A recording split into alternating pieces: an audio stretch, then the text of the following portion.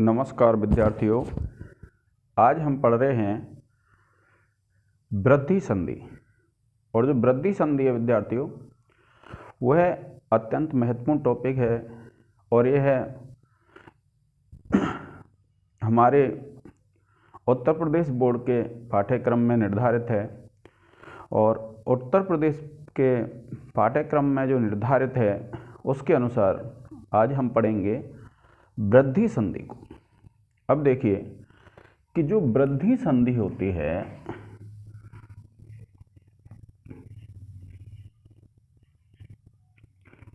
तो वृद्धि संधि के लिए एक तो है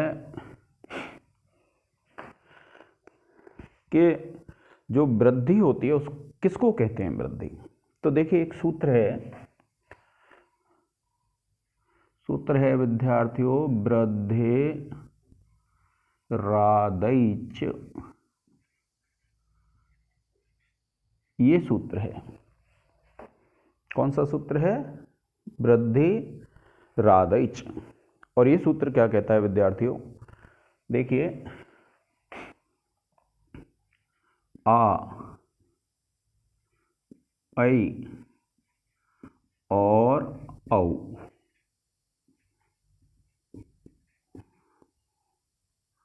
की वृद्धि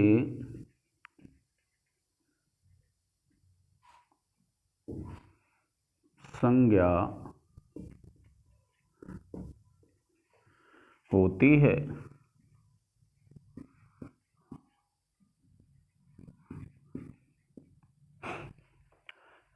अगर आपसे कोई पूछता है कि वृद्धि संज्ञा किसकी होती है तो आपको बताना है विद्यार्थियों कि 3 वर्ण हैं जिनका नाम क्या है? वृद्धि है। यानी 3 वर्ण ऐसे हैं जिनका नाम वृद्धि है। कौन से? आ, ऐ, औ। आ, ऐ और औ। उसके बाद फिर ये तो हो गया विद्यार्थियों, संज्ञा है ये। और संज्ञा जो है, संज्ञा आप जानते हैं, किसी व्यक्ति, वस्तु या स्थान के नाम को क्या कहते हैं? हम संज्ञा कहते हैं। किसी व्यक्ति, वस्तु या स्थान के नाम को कहते हैं संज्ञा। अब देखिए संधि का सूत्र है वृद्धि रेचि। क्या है? वृद्धि रेचि। इसका अर्थ यह है विद्यार्थियों कि अ या आ, यानी कोई सा भी आ हो सकता है, के बाद जो आपकी हिंदी की किताब में लिखा हुआ है विद्यार्थियों, उत्तर प्रदेश बोर्ड की में, उसके अनुसार क्या है कि अ या आ के बाद ए या ऐ,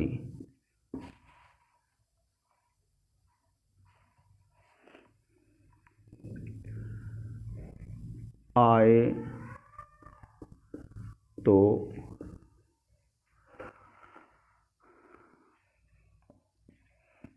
दोनों को ऐ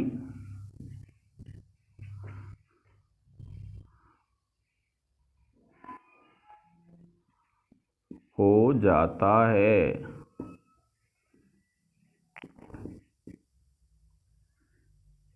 तथा अ या आ के बाद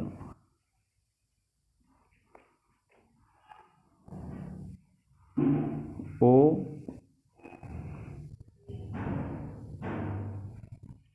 और औ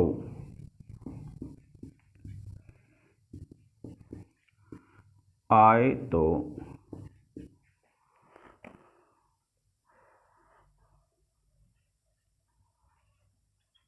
दोनों को औ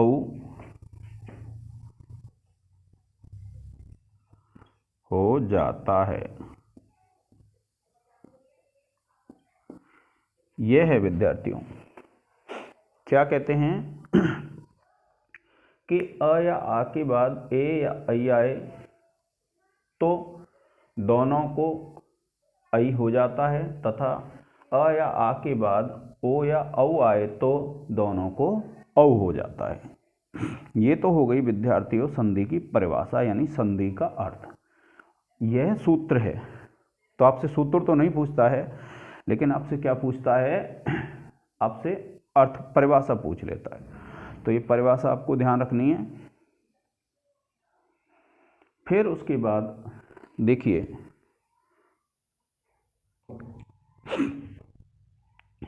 अब देखिए इस परिभाषा को आप लिख लेंगे। फिर देखिए,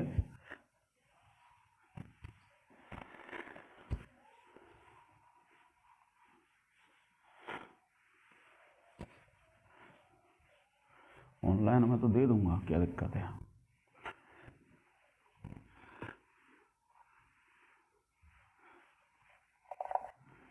ये क्या ग्रुप है भैया?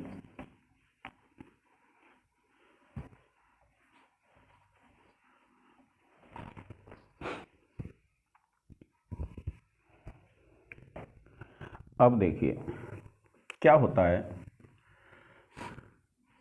जैसे मान लीजिए आप पहले आ है या आ, कोई सा भी आ हो सकता है, और उसके बाद यदि ए या ऐ आ जाए तो क्या होगा, ये जो दोनों वर्ण हैं, कोई सा भी आ सकता है, ये दोनों बन के क्या हो जाते हैं, ऐ। और इसी प्रकार से अ या आ के बाद ओ या औ ये आ जाए तो ये दोनों वर्ण मिलके हो जाएंगे आपके औ। इसको कहते हैं विद्यार्थियों वृद्धि संधि। कैसे? देखिए, आप लिखते हैं, जैसे आपने लिखा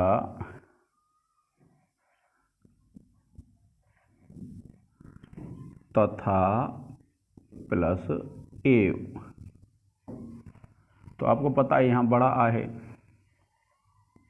जब इसको हम अलग करेंगे तो इसमें हलंत लगा लेंगे, आ हो जाएगा, और ये एव है। तो देखिए ये आ है, आ है, इसके बाद ए आ रही है, ए आ रही है, तो ये दोनों वर्ण मिलकर के इनको जब संधि करेंगे तो ये ऐ हो जाएगा।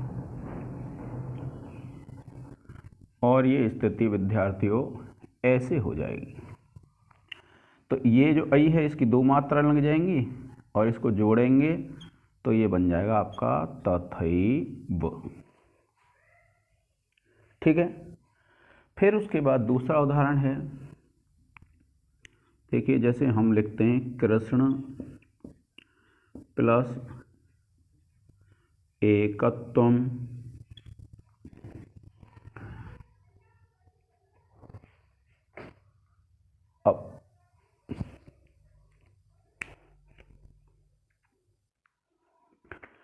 अब देखिए हम लिखते हैं कृष्ण प्लस एकत्वम।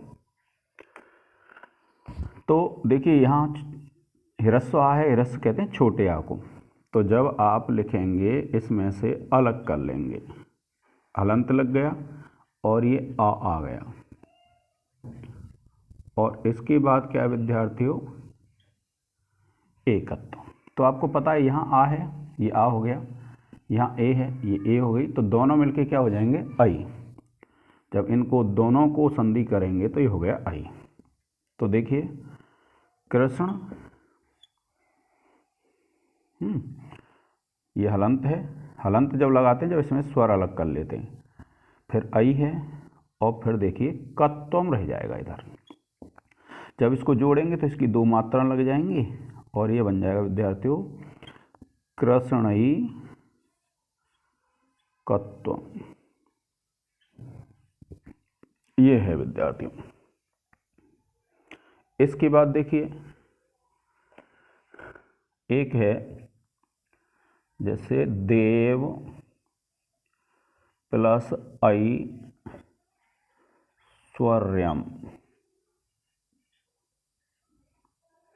तो देखिए यहाँ आ है, जब आप इस आ को अलग कर लेंगे तो इसमें हलंत लगा देंगे और यहाँ लिख देंगे आ, क्योंकि आ की मात्रा है तो आ हो गया। और फिर ये आई है ऐश्वर्यम। अब देखिए ये आ है, ये आ है और यहाँ क्या है आई, तो दोनों मिलके क्या हो जाएंगे विद्यार्थियों, आई हो जाएंगे। और आई हो गए तो देखिए देव प्लस आई, अब आई तो गई तो ये रह जाएगा स्वर्यम, और इसकी दो मात्रा जोड़ देंगे और ये बन जाएगा विद्यार्थियों देवई स्वर्यम। आपको ध्यान रखना है इस औ की या ऐ की मात्रा दो होती हैं। जैसे देखिए ये हमको तीन चीज़ें याद करनी है विद्यार्थियों परीक्षा के लिए।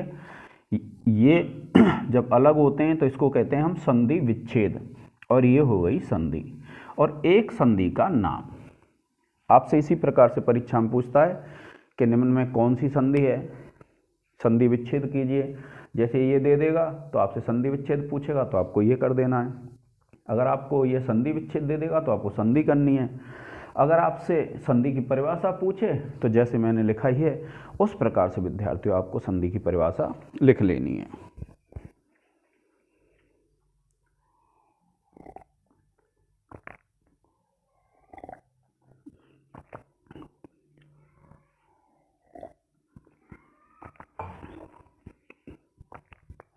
अब देखिए आप इसका एक स्क्रीनशॉट ले लेंगे।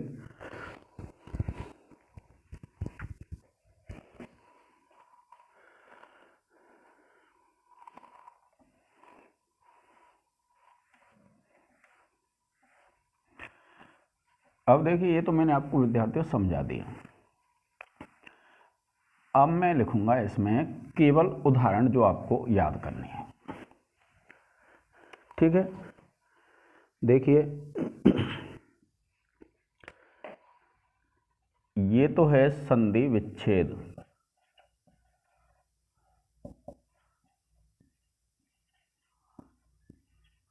और यह है संधि। तो देखिए संधि विच्छेद है राजा प्लस एसह, और जिसकी संधि होगी राजैसह।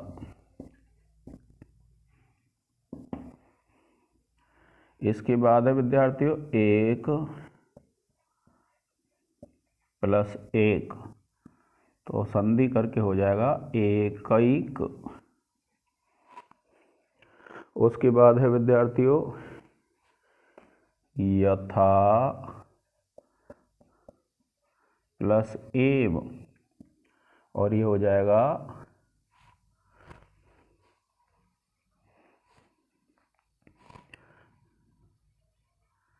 यथैव।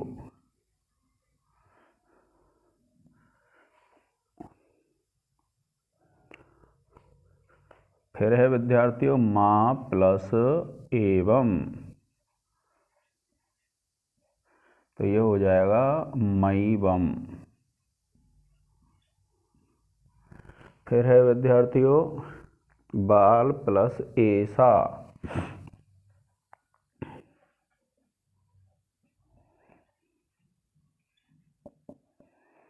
और आप लिख देंगे बालैसा।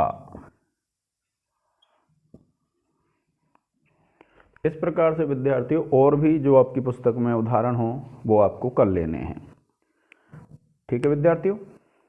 अब देखिए इसका आप एक स्क्रीनशॉट ले लें, और स्क्रीनशॉट लेने के बाद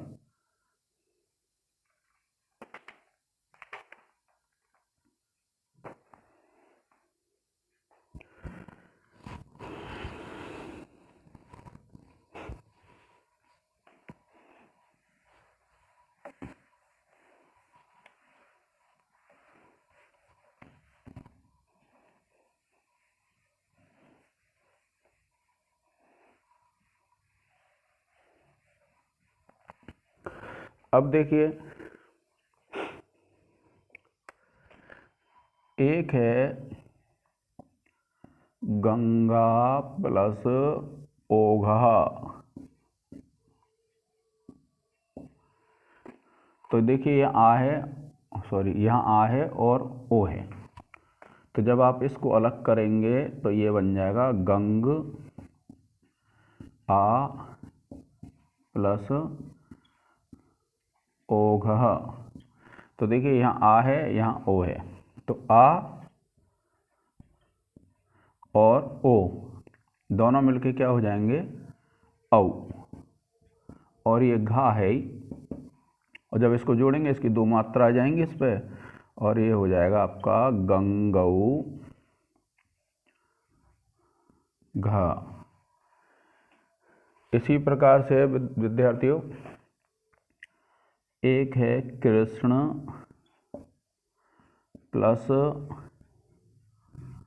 औत्कंठ्यम,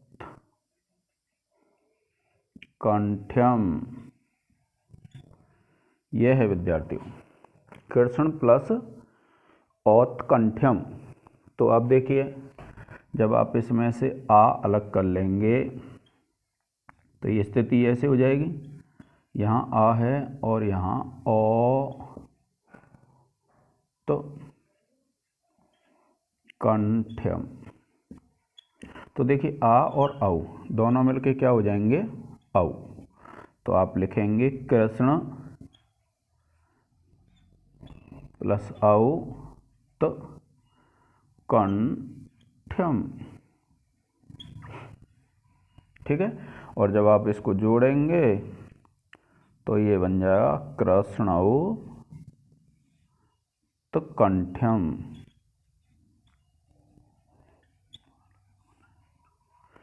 ये स्थिति है विद्यार्थियों।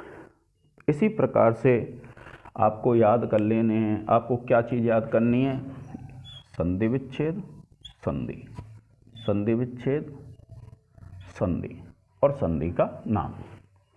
तीन चीज़ें याद करनी है आपको परीक्षा के लिए, संधि विच्छेद, संधि का नाम और संधि युक्त पद। इसी प्रकार से जो और भी आपकी पुस्तक में उदाहरण होंगे ओ के, वो आपको याद कर लेने, ए के हैं वे याद कर लेने, क्योंकि आपसे क्या है, एक तो पूछेगा संधि का नाम, संधि की परिभाषा और संधि विच्छेद है दो। ये हमें ये नहीं लिखना है विद्यार्थियों, केवल क्या करना है, अगर आपको दे दे गंगा प्लस ओ संधि करो तो संधि कर देंगे, अगर गंगा को दे दे तो संधि विच्छेद कर देंगे। इस प्रकार से क्या करना है, हमको वर्णन करना है विद्यार्थियों। तो ठीक है विद्यार्थियों, आज के इस लेक्चर में इतना ही। आप अध्ययन करते रहें। आज 26 जनवरी है। जय हिंद, जय भारत।